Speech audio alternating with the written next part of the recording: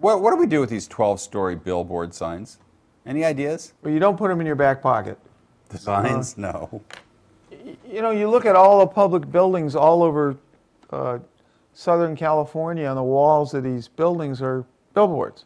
Yeah, I was just going to say, that's the most visible thing I can imagine. No, the most visible one I think is on the Harbor Freeway downtown.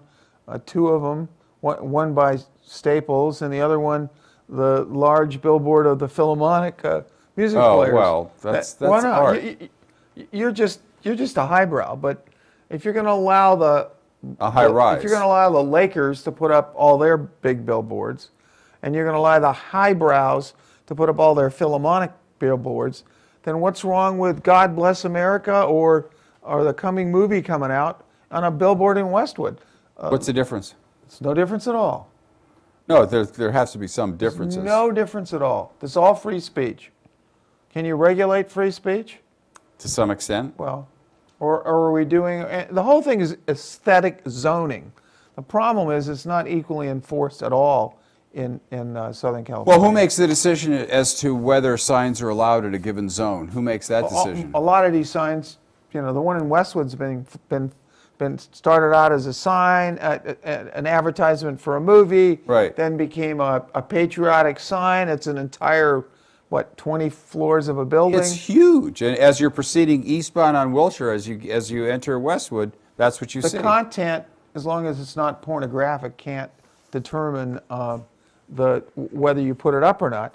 But it's not aesthetically beautiful to have these buildings as advertising venues, I don't think.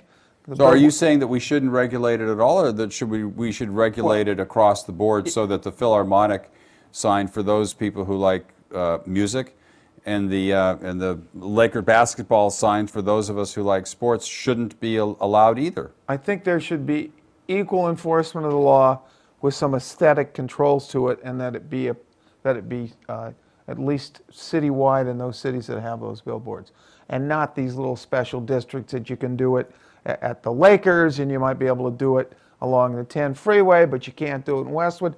That's not fair. It's got to be equally enforced throughout the entire city of LA, and it's got to be some regulations. They're now arresting people and filing lawsuits. No, but they're going to start enforcing that ordinance, is what I read. Well, that's been going on. They've been saying that for a while. That's been going on since, what was the last city attorney?